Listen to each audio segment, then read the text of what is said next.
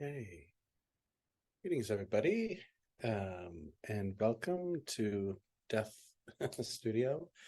Um, so today, I kind of want to do a couple things. A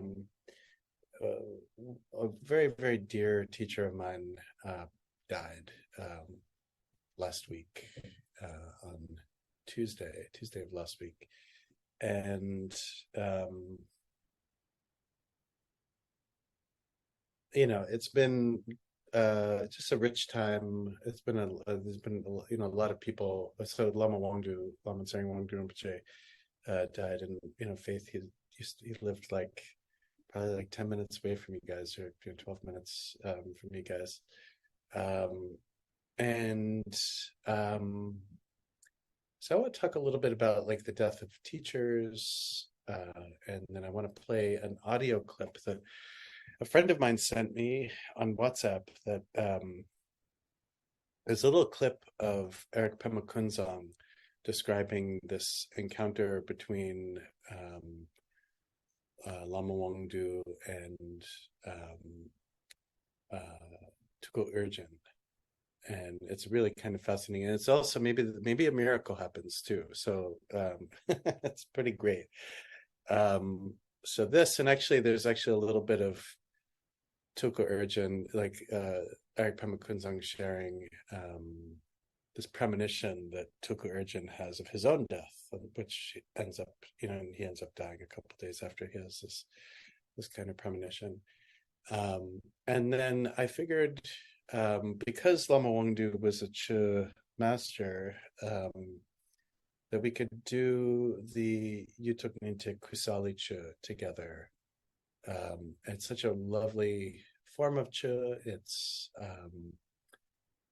also, its brevity is actually really special. I won't say it's unique because there are other forms of Chu that are this short, but the brevity really kind of brings it back to, as Eric Pemakunzong describes Lama Wangdu, this vast, open, spacious mind, right? And that this is kind of the key thing when we're alive, and it's a key thing, of course, when we die, too. And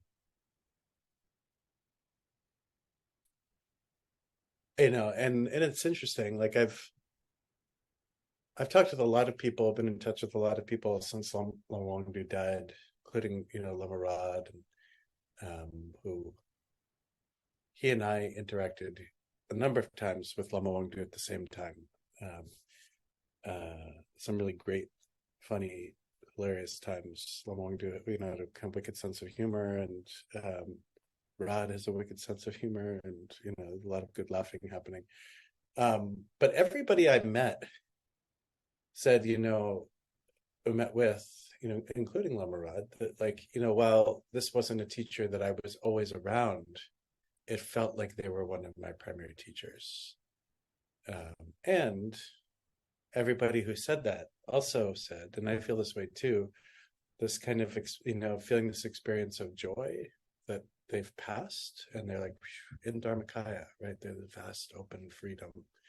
And then occasional ripples of, oh my gosh, this beautiful person, is gone.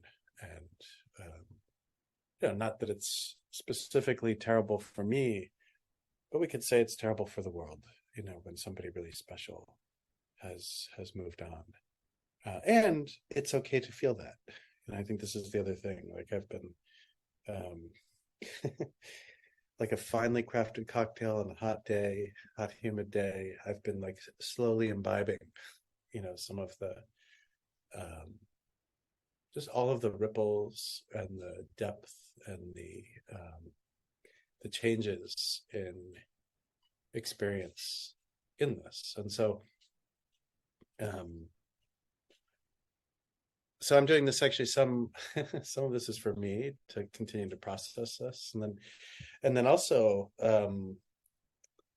I was so Trungpa Rinpoche, who passed away earlier in the summer, is going to be cremated in a couple of days in Nepal, at his main monastery there.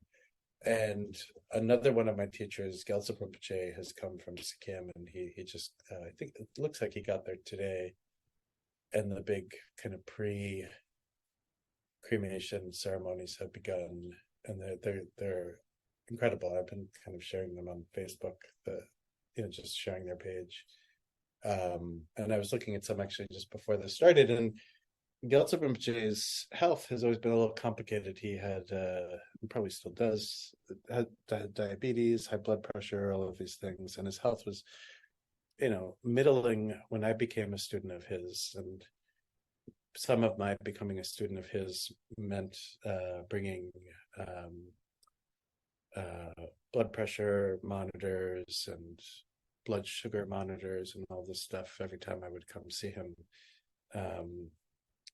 But I was watching some people just, in comments on how he's doing, saying they were worried about how thin he looks. And I was like, oh boy, like, here we go. Maybe he's just over 70 years old. And also, was it on Friday of last week, I was going to the Reuben for one of these dark retreat workshops, and I was messaging with a very, very dear friend of mine who was a student of Lama Wangdu, and he was telling me this is the first time I've lost a teacher, and it's hard, and I was like, oh, this is my fourth time doing this. Like, let me, and he was, it was very nice to be able to just kind of like, just describe some of the processes that I've noticed and experienced.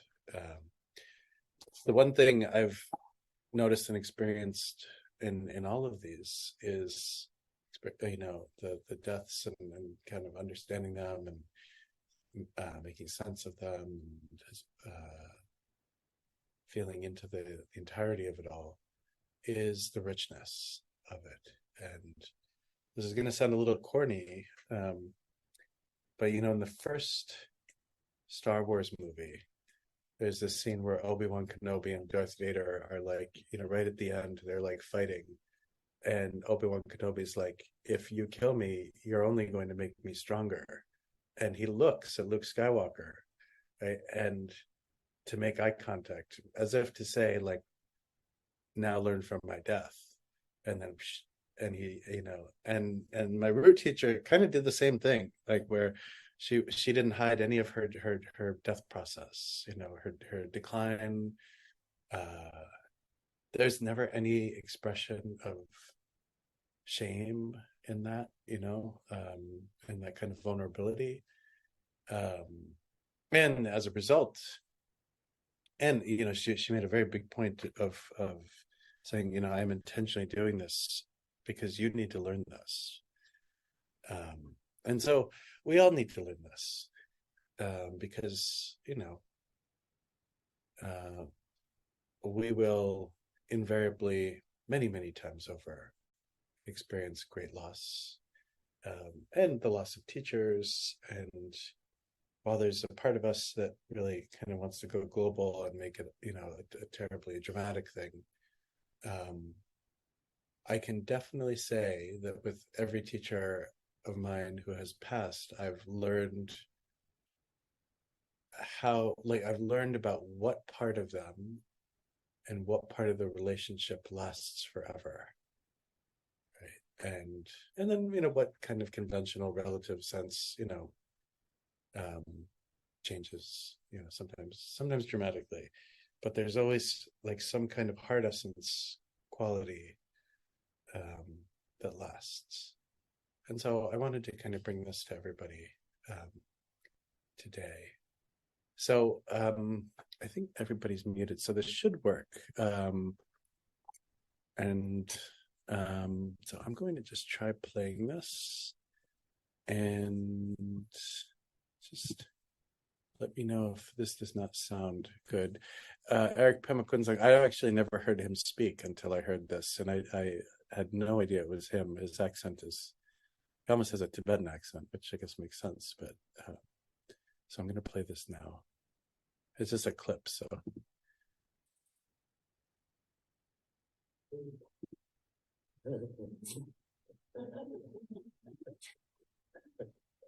don't know if I have more crazy talk. Okay. But I'll tell you a story.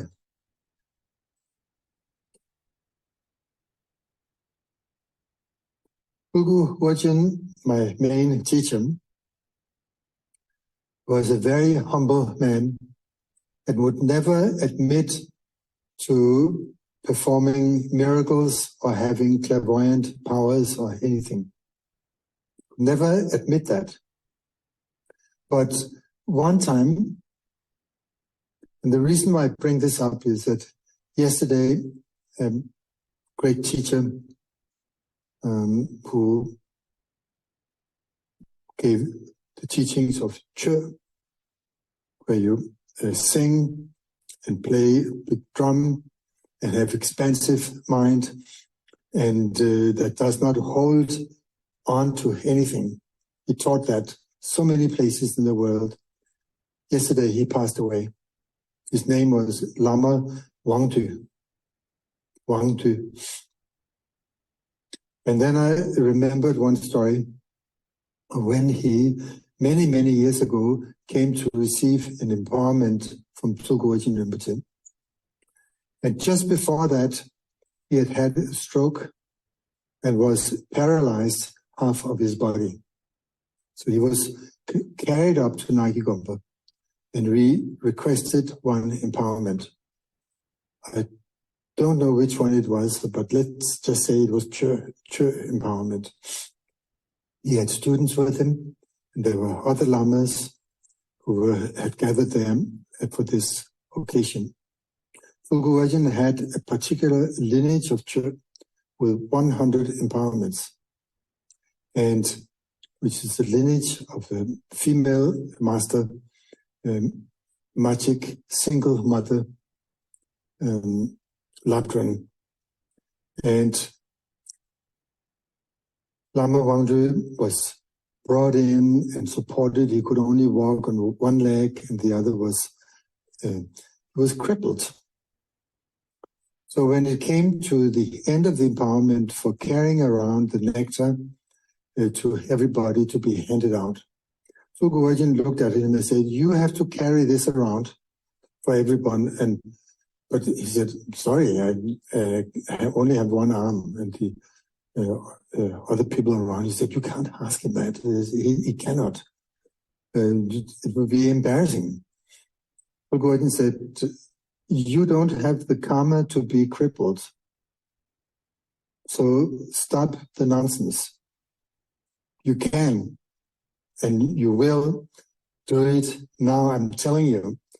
So Lama Wangdu had deep trust in Tulku Wajin, so he stood up, and with the help of two servants, he held the skull in one hand and the other kind of tried to get hold of the spoon.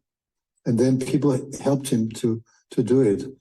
And there are quite many people so in the old temple hall at Nagi Gompa.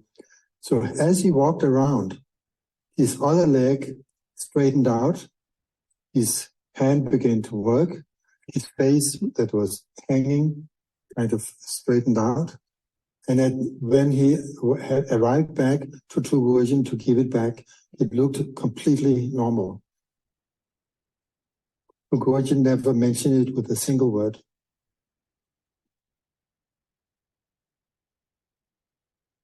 Just a story. Crazy enough.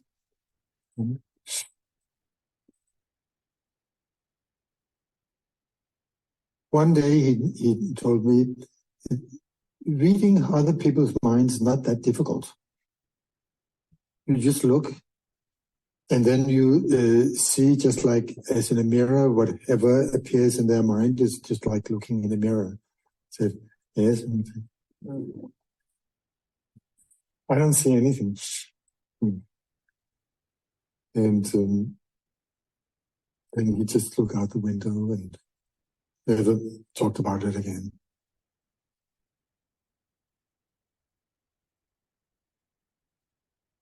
A few days before he passed away, he said that last night I had a strange dream. Um, I saw that I had died. And then my field of vision became further and further away from Nagigomba. And I saw people down there, they were crying and making sounds of deep despair. And I had a lot of love for all the students. And then I disappeared more and more into the sky. And then I woke up and I saw my pillow was also wet.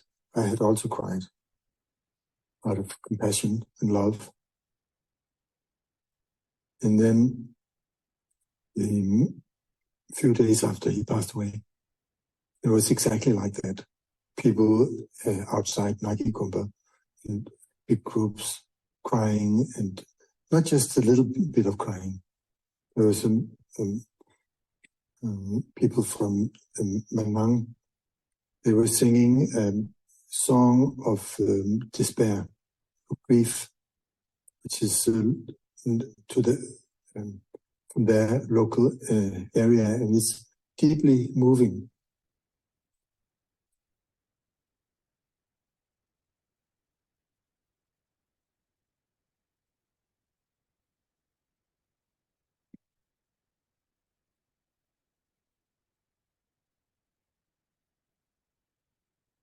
You know what? It was a totally clear sky. The only remnants of clouds were far, far away on the horizon and never came closer. And people said it was a symbol of realization of Dhammakaya, unchanging realization.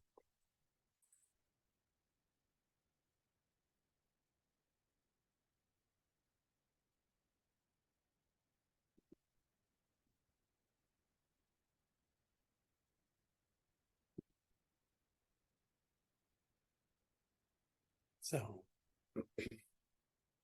this is what the clip I wanted to share, and so it's just very, very moving, and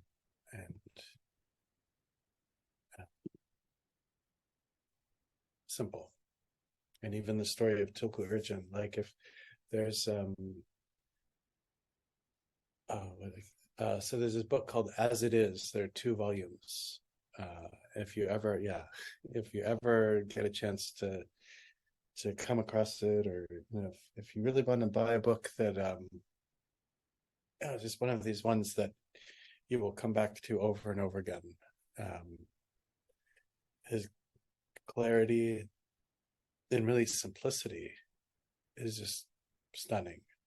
Tulku Urchin was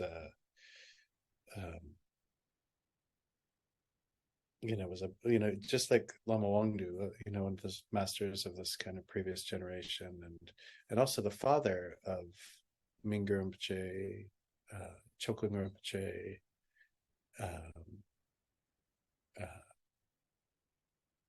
and then Tsogni Rinpoche,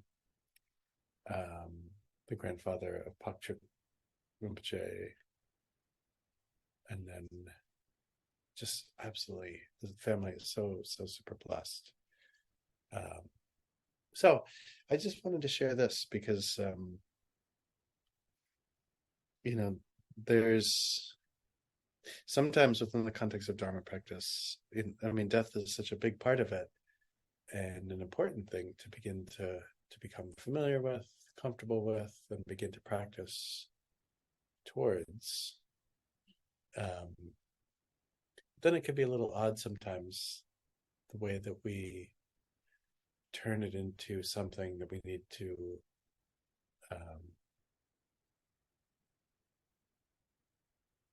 and something that is other, that we need to master, or even dominate, right? To dominate the death process, right? And what you see from Tulku Urgen's experience, and I've seen this with all of my teachers who have died. It's been totally ordinary thing that has happened. And I saw this in hospice too. Every death is just totally ordinary, right? So there's no big, like, Victorian era, like, dramatic crescendo to this moment, and, do exactly the right thing, like some kind of Indiana Jones, like changing out one thing for another and taking the idol. No, that doesn't happen. It's as ordinary as every moment in our life. And this is why practicing in our lives now is important, because when that ordinary moment comes, we'll be able to just move into it with the same grace and simplicity that hopefully we are able to move into in our practice in every other way. So maybe we could say this is a way of demystifying death a little bit. And death is such a powerful teacher.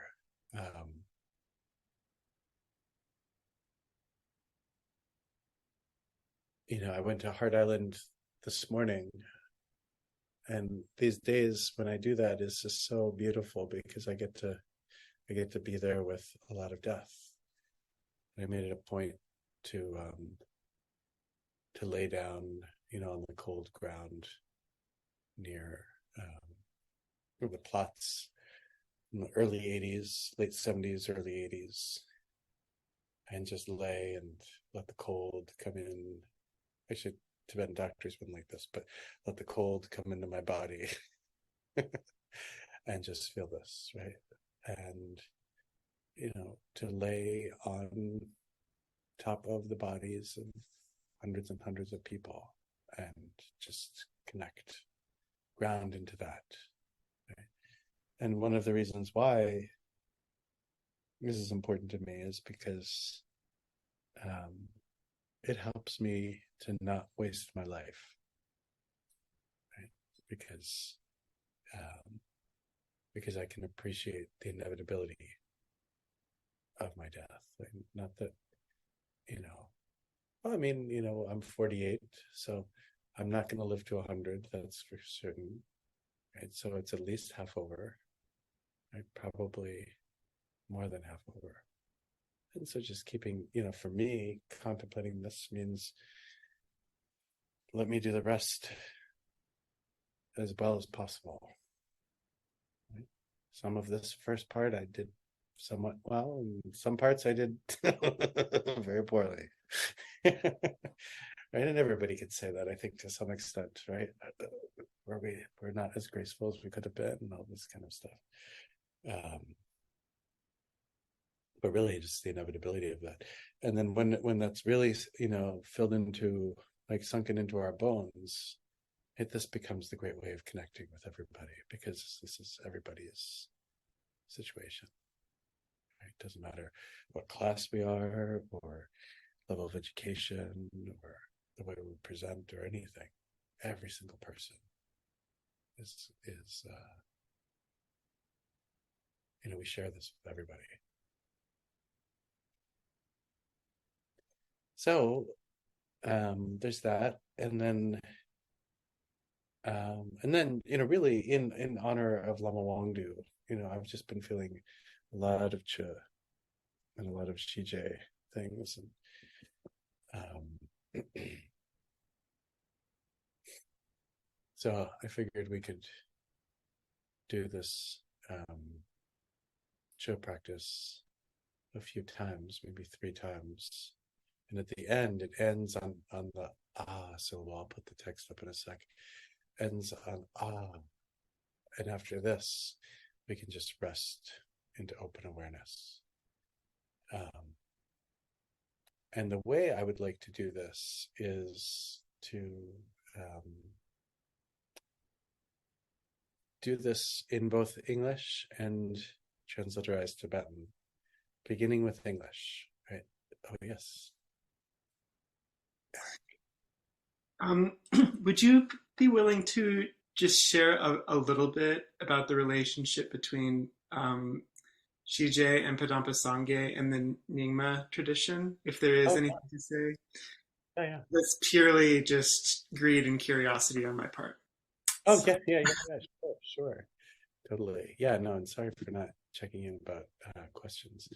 Um, yeah, so it's interesting. The his name is Nyangrel Nyime Odzer, was a student of Padampa Sangye. So Padampa Sangye came to, he's originally from South India, and traveled to Tibet definitely 3 times, but possibly 5 times. And during these 3 times, so when we say definitely 3 times, it means that there are at least three collections of teachings he gave that were preserved. And the first was to this Kashmiri yogin named Janaguya. Janaguya, so it was originally from Kashmir, ended up, going up to Tibet and being there, and Padampa Sangye went to go meet him. He traveled widely, but towards the end of his life kept going to Dingri, this place where Lama Ongdu actually was born. Dingri is close to the kind of base camp for Mount Everest, like at the base of Mount Everest. So there's this one student of his named Nyangral Nyime Odzer who received from Padampa Sangye this Trauma Nangmo practice, this kind of secret black Vajrayogini practice. And she's great. She's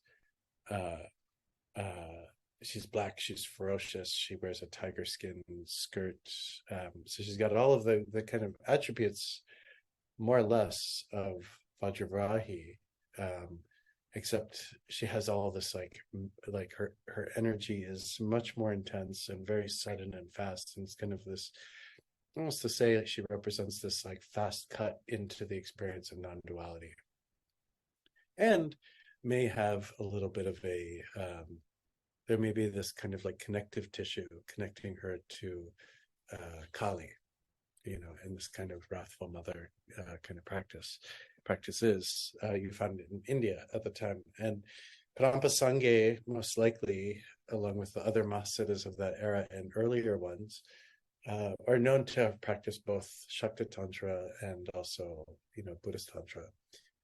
But so anyway, this form of Trauma Nangmo that he Padampa Sangye brought to Tibet, Nyangro Nyime Ozer received, and then also, shortly after, began to discover all of these Trauma Nangmo termas. So the practice was relatively unknown or unpracticed until him, right? And so this was a very interesting, kind of very creative, synergistic kind of inspiration that he had from his teacher Padampa Sangye. And then this led to, over time, over centuries, this huge preponderance of practices of Trauma Nangmo. So like this is one example. The other example in the Skylake, the Treasury of Skylake instructions, which is the same one that Padampa Sangye gave to Janaguya, there's so much of that cycle that is basically like, Mahamudra Dzogchen. And there was no real Dzogchen in South India. Dzogchen, as we kind of understand it now, most likely originated more kind of in Central Asia, a little bit, Pakistan, Afghanistan, like this kind of area. Not specifically like in the rich vividness of the Indian subcontinent, and especially the Buddhist context of that time. So I think there's a little bit of probably cross-pollination there too, where there's enough similarity to this early Dzogchen that there's a lot of connection there. Later, in terms of, people who became, so Che became, very, very, very, very, so Che, Padampa Sangye did not necessarily create Che. Che was created by Majik Lobdran, this great female yogini practitioner, and it became so popular you basically find it in every single lineage. But within the context of the Nyingma tradition, it's often, especially this Kusali Che, like the one we're about to do, often figures in to the Nundro practices. And then, so over time, many Nyingma forms of Che arose. So in the Dujam Tursar, revealed by Dujam Lingpa, there are many kinds of Che. And then in the Lungchen Nintik, there's Che. So all of these, developed, almost like a millennia afterwards, or almost, 800 years, 900 years after Padampa Sangye. But then with respect to the Shije tradition itself, the main lineage holder, who was a contemporary of Lama Wangdu, was Trosha Kropche. And Trosha Kropche was the person who compiled everything that had to do with the Shije tradition, which includes a lot of things written by Terdak Lingpa, who was one of the teachers of the Dalai Lama, and he was a Turtan, and his brother, Lochin Dharma Shri. And both Terdak Lingpa and Lochin Dharma Shri were practitioners of the Shije tradition. They were contemporaries of the fifth Dalai Lama, teachers of the fifth Dalai Lama, and really propagated and compiled quite a bit. And so in the collection of texts, Shije texts that were preserved by Trosha Rinpoche, like I have the complete volume, the complete set. It's something like 9 or 10 volumes of these Tibetan texts. And the last several ones are all just, Nyingma texts. So the early ones are the real kind of classical Indian Buddhist, Tantric Buddhist things that come from Padampa Sangye, the Egg Trilogy, the Ali Kali, Tantra. And I've received all of these from Lama Wangdu, all of the, these three main cycles. Like I've received the empowerments from them and the instructions from them, and been given authorization to teach all of them. And then the Yidams, so Vajravarahi, Chomanagmo, Vajrachandali. But then, as this, so, this is the really beautiful thing about like the way all of this kind of came to be in Tibet, because again, what we think we have is, I don't have like a little zip drive here as a, visual aid, but like some kind of thumb drive or zip drive where it's like, this is all of it, right? It all cycled through, we could say like, centuries of the Tibetan cultural and spiritual psyche and creativity. I mean, this is the big thing, right? Like Tibetan Buddhism, just like so many other faith traditions, but a central element to it is the creative genius, right, of inspired practitioners. Practitioner meaning somebody who has practiced, and then things just happen to arise, right? So that a lot of what initially in some of these cases it came from India with like very, like threads of practice, very localized to, in this particular case, the Indian Buddhist tantric ethos of the time, over several centuries of it being implemented in Tibet, then became very Tibetan.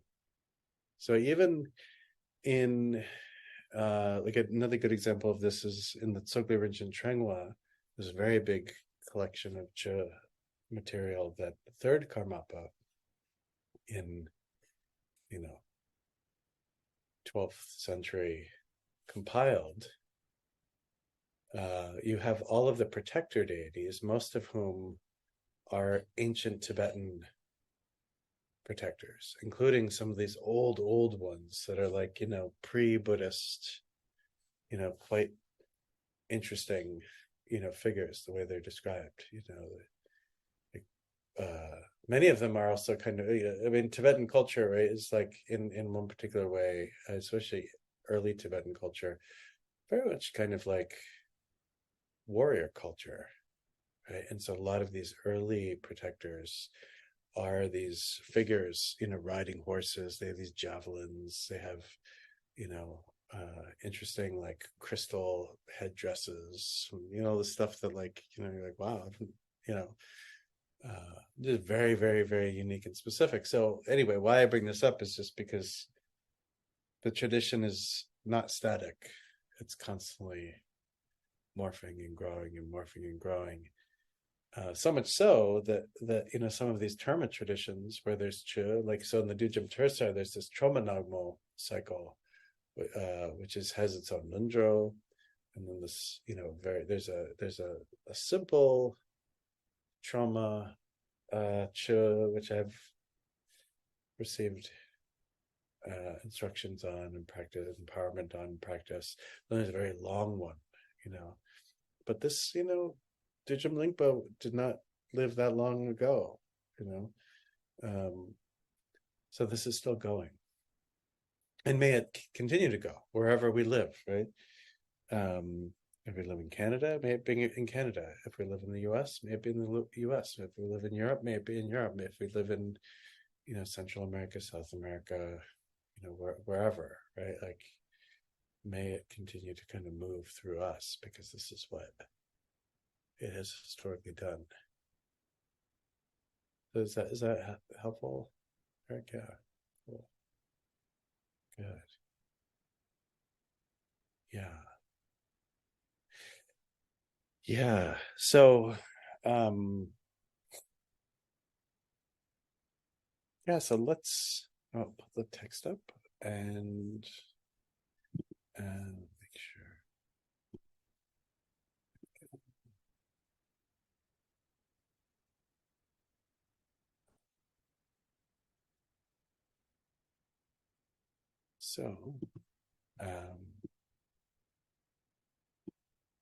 So what I propose is, so this is basically 2 pages, this page and then the next page.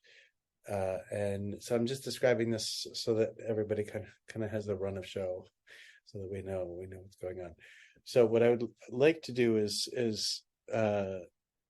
basically first do this page in English as a guided visualization up to this point where we recite Om Ahong, Om Ahong, Om Ahong. And at this point, we're making offerings of our body, Om Ahong, Om Ahong, Om Ahong. And then come back, and then we can do this together in the Tibetan transliteration with a melody and drum and bell and all this. And then again, we'll do the Om Ahong, Om Ahong, Om Ahong. And then when we get to this next page, we'll do this part in English. Shrink down a little bit so we can see it all in English. And again, Tibetan transliteration, bell, drum, etc., until we get to this last syllable down here at the bottom of the page, ah. And then we'll just settle into non-conceptual meditation. So I'm going to stop sharing for a sec just to check in. Does that sound good? And we'll just go, just really you're muted so you can do what you want to do. You know what I mean? Really make it yours. If you want to pull out a guitar, you can do that, or a sitar or saxophone, just really kind of let yourself go. If you want to a cappella it, you can do that as well. It's just really trying to make this a relevant expression of yourself in relationship to this.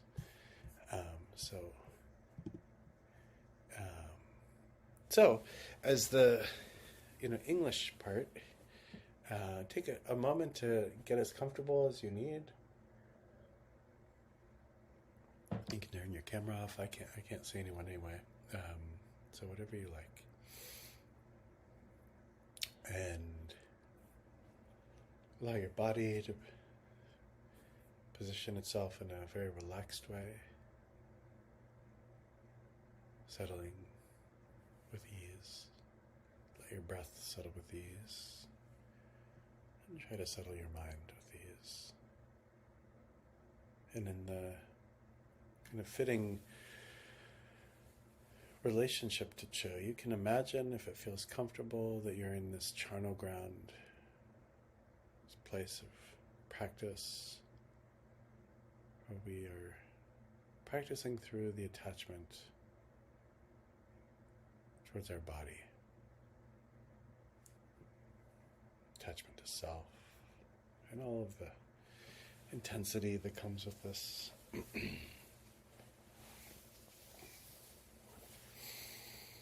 And if you can, try to imagine that in the sky, directly in front of you or above you, arises the king of medicine. And in this particular case, there's a particular person, Yuto Gyonten Gompo, but it could be medicine Buddha.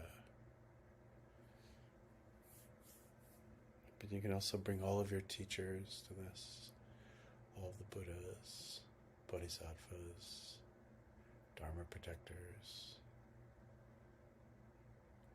Imagining that the king of medicine, Yutok, is residing amidst this collection of 4 classes of guests: Buddhas, Bodhisattvas, Dharma protectors, dakinis, dakas, medicine rishis, all of these.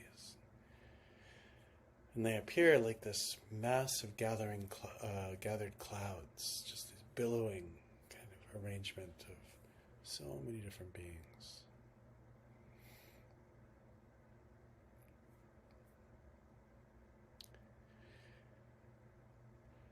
And then imagine that instantly your own consciousness is ejected right into space, right above your head, and you take the form of Vajra Yogini, or Vajravarahi, holding a curved knife in your right hand and a skull cup in your left.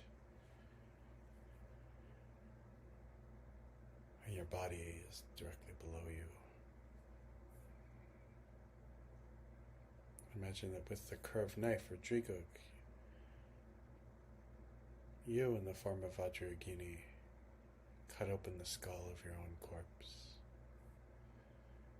placing it on this self-arisen hearth of 3 smaller skulls. And this Kapala, this skull bowl, holds your flesh and bones, which you, as Vajrayogini, chop into pieces as fine as mustard seeds.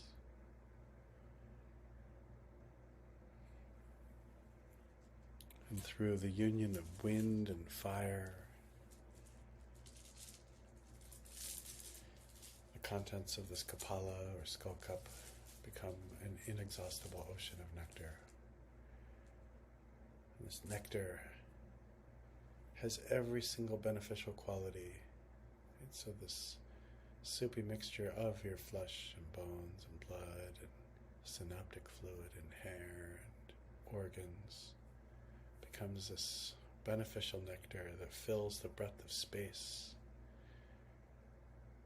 with endless offering clouds, so that every kind of guest, every kind of being is able to receive part of this, and that everything that is wished for by every kind of guest, every kind of need to be satisfied or sated, is accomplished through the offering of your body. And as Vajrayogini, you can imagine that countless offering goddesses emanate from your heart, and they begin to scoop out the contents of this soupy mixture and offer it to every single kind of being: Buddhas, Bodhisattvas, Dakas, Dakinis, Dharmapalas, the Dharma protectors, also local spirits, ancestors, and people like Lama Wangdu or Tulku Urgyen, or any other great spiritual teacher with whom you have a connection. Right? And this is offered to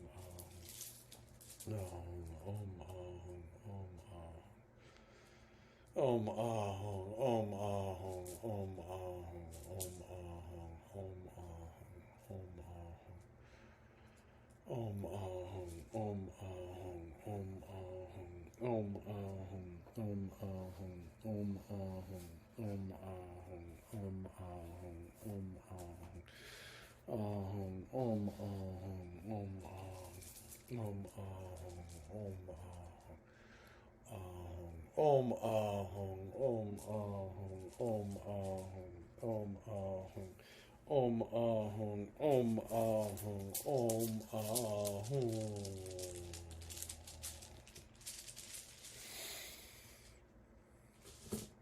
And now, if you can hold this, we'll engage in doing this in the Tibetan transliterized form.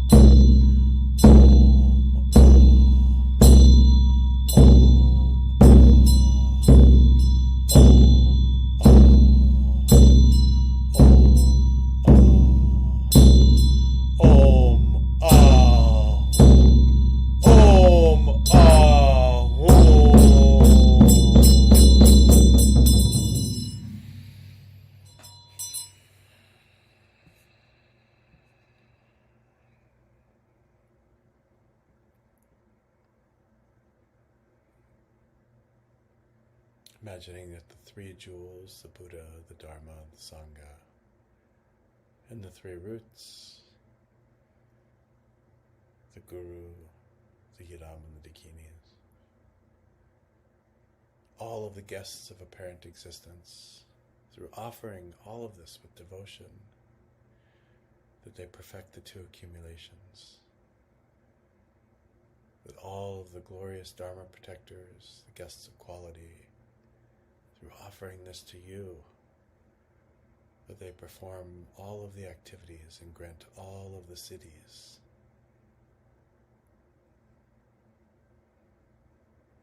That all of the beings of the 6 realms,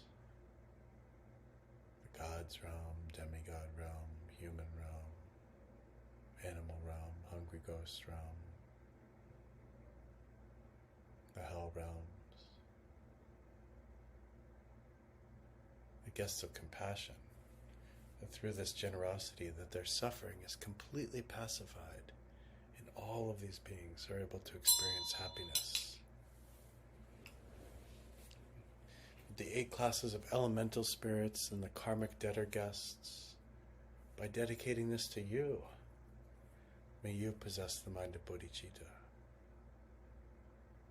Through the wisdom of the lamas and knowledge holders, in the illusory play of appearances, by the generosity of offering our body, may all be pleased and satisfied.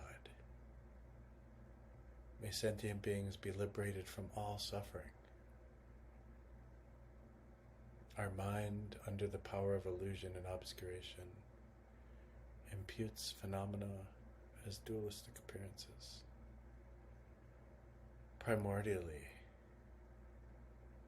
they are all non-conceptual and unfabricated like the sky in the sphere of ultimate suchness. Bye.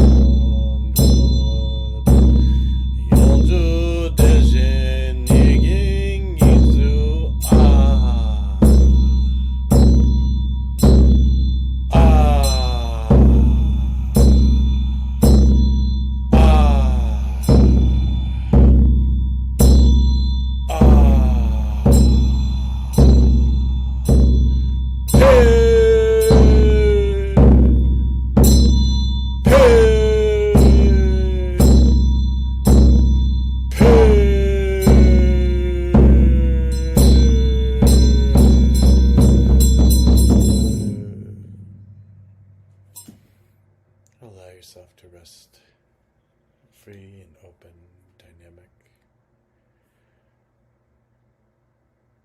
resting into the natural state.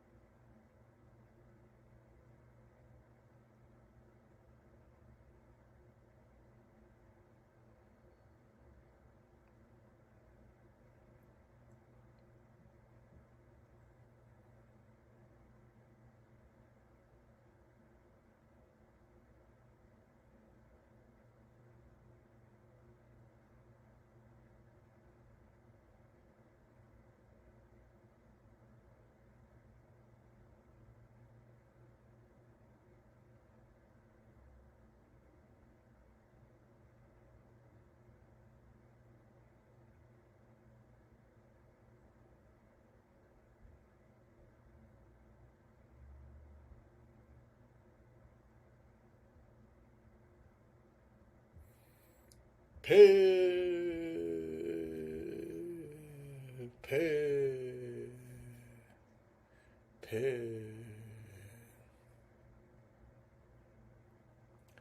So what if we do this one more time, but just the Tibetan transliteration, and we'll go slow, and so you can read along in English if you like, and then we'll do this one last time. Before we begin, call to mind every single kind of local spirit, right? All of the beings you want to honor, all of the ancestors you want to honor, all of the teachers you want to make an offering to. And, especially with respect to these karmic debtor guests, how this offering that you are about to make settles the score, so to speak, balances the equation, releases any kind of debt, allows for the pacification of suffering for yourself and for others. It can happen in this co-emergent way where there's mutual benefit. So take some time to feel into this.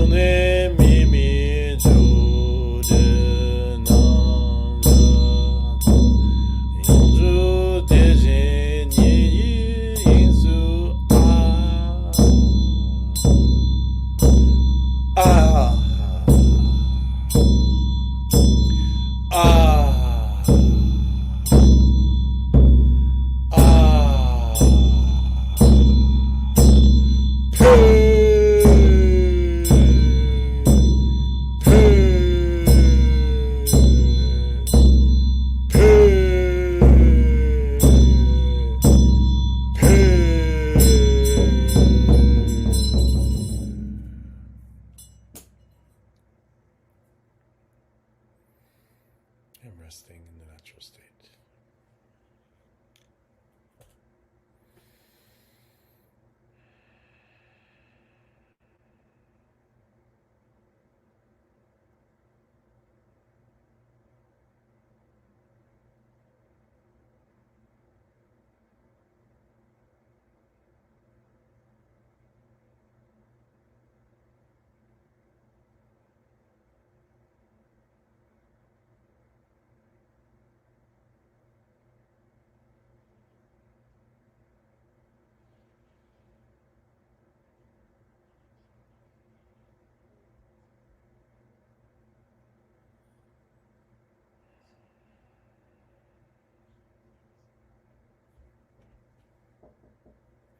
Mm-hmm.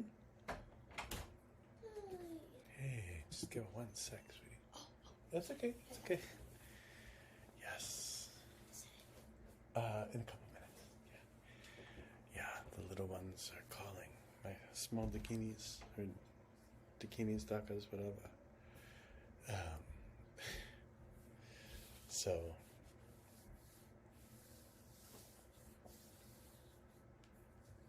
I invite everybody to forge a relationship to this kind of practice, using what feels good. I had the opportunity to meet with somebody who may start studying with me, and we were talking a little bit about just all of the things in our individual psyches in relationship to everything, right? All of the like vivid imagery, right? Everybody here, right? Eric and Claire and Angel and Faith and Crystal and Rochelle and Sam, Jesse, myself, right? We're similar in ways, joined together, around this stuff, but also very different. And that difference is a beautiful thing, right? And the difference, like when we really close our eyes, we feel into the breadth of being able to do this for our ancestors, being able to do this for our teachers, being able to do this for the local spirits and gods of the places that we find ourselves in, and developing this really personalized relationship to these kinds of beings. The more we do this, the deeper it becomes. And the more personal it is, the deeper it becomes. And so there's no right way, right? This is the thing with this kind of practice, is what comes is what's right? Who you are is what's right? The ground of your being is what's right. You don't have to become anybody else. You don't have to think like anybody else. You don't have to cultivate any other qualities other than the ones that you have. The thing about Lama Wangdu that I supremely appreciate and love is his kind of like village Lama quality, right? There are these, some teachers are very polished, right? And they've done all of this, academic spiritual study and memorization of stuff. And I'm not saying that he hasn't done some of that, but he was he was kind of the he's like a local pastor kind of person, right? Like in the community and of the community, right? And what I've always loved and appreciated about that is the extent to which that has made him loved, right, by the ordinary people just like us, Tibetans, Nepalese, etc. Of course, Western people who come to create relationships with him. But it's that simplicity, the non. He wasn't a snob. He was a simple person in that way, right? And what I love about that is, this gives me the ability to just be like, I can be that way too, which feels big, like relief. So be yourself, right? Be yourself in this practice. Listen to yourself. Listen to what comes up. Honor that. Bring that into it. And Cho is such a powerful practice to do for those who have died, or especially around working with the fear and anxiety of giving this up, um, leads to the ability to inhabit a sense of fearlessness. This is true, maybe not immediately, but over time, definitely. This is something that Padampa Sangye, emulated and displayed. Magic Lobjun displayed this. So many people have displayed this, and we can too. So, I just want to encourage people to kind of explore this, take it apart, have fun with it, make it your own, be yourself in it. And just keep going, as they say. Yes, oh, it's a beautiful picture. Yes, I have not seen that one actually. I'm gonna like a little thief. See if I can steal that. Save it as a photo. I can also send it to you in any other medium or format that you'd like. I stole it. I just stole it. That's a great one. Yeah, yeah, yeah. So, yeah, I just want to say thank you to everyone for being here and for your practice, and just keep going. Don't stop. And take really good care of yourselves, and enjoy yourselves, have joy, and enjoy life and practice, etc. And I will see you soon.